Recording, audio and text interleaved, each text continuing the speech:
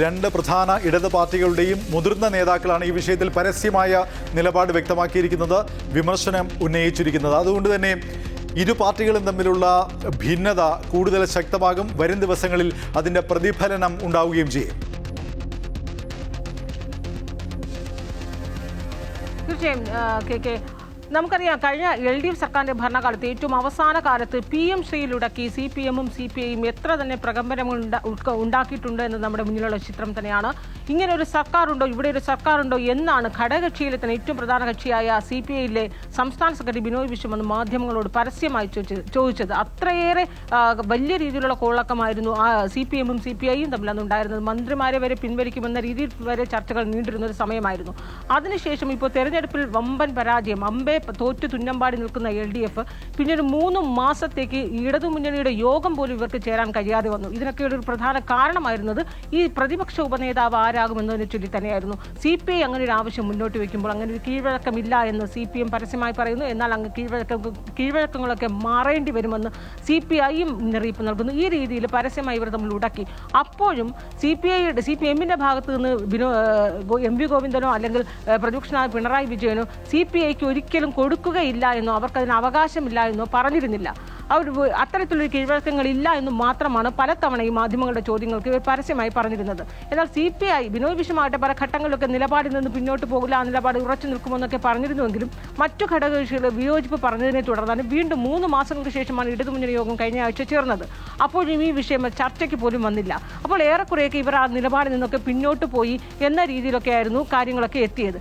എന്നാൽ ഇന്നിപ്പോൾ പിണറായി വിജയൻ വാർത്താസമ്മേളനത്തിൽ പറയുമ്പോൾ അദ്ദേഹം വളരെ സ്പഷ്ടമായി പറയുകയാണ്, CPI-ക്ക് ഒരിക്കലും പ്രതിപക്ഷ ഉപനേതൃ പദവി നൽകുകയില്ല. മാത്രമല്ല, കത്ത് താൻ നൽകുമ്പോൾ, സ്പീക്കർക്ക് നൽകുമ്പോൾ അതിൽ CPM നേതാവ് തന്നെയാകുമെന്ന് അദ്ദേഹം ഉറപ്പിച്ചു പറയുന്നു.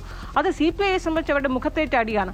ഒരുപക്ഷെ അങ്ങനെ ഉണ്ടെങ്കിൽ അത് ഈ പരസ്യമായല്ല പിണറായി വിജയൻ പ്രതിപക്ഷ നേതൃ പദവിയിൽ നിന്ന് പറയേണ്ടിയിരുന്നത്.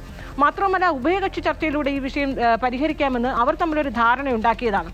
അതാണ് CPI നേതാവ് ബിനോയ് വിശ്വത്തിന് ഇത്രയേറെ പ്രകോപിപ്പിച്ചത്. അദ്ദേഹം ചോദിക്കുന്നത് പിണറായി വിജയന്റെ പദവിക്കും പക്വതയ്ക്കും ചേർന്നതിൽ മറുപടിയല്ല അദ്ദേഹം പറഞ്ഞത്. അങ്ങനെ ഉണ്ടെങ്കിൽ അത് ഇടതുമുന്നണി ചർച്ച ചെയ്യണം, ഉഭയകക്ഷി ചർച്ചകളിലൂടെയാണ് അത് പരിഹരിക്കേണ്ടത്.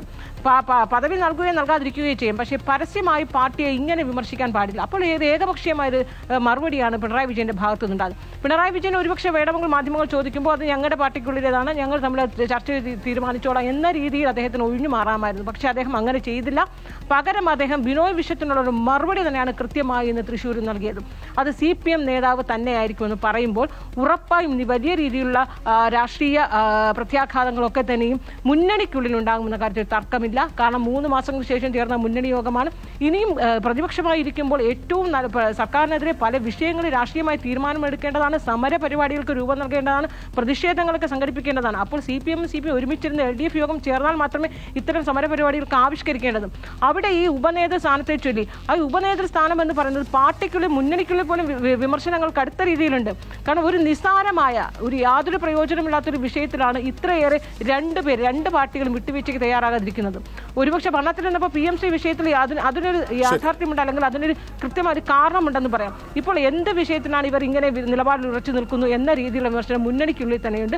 ഇനി ഒരുപക്ഷെ ഈ നിയമസഭാ യോഗം ചെയ്യുമ്പോൾ പ്രത്യേക ബ്ലോക്കായിരിക്കാനുള്ള ചർച്ചകൾ പോലും നടന്നാൽ ഒരു ഉറപ്പായും മുന്നണിയെ വലിയ രീതിയിൽ തന്നെ മുന്നണിയുടെ കെട്ടുറപ്പിനെ ബാധിക്കുന്ന കാര്യത്തിൽ സംശയമില്ല. അൺഫിലിഡ് ഡിസൂസയാണ് വിശദാംശങ്ങൾ നൽകിയത്.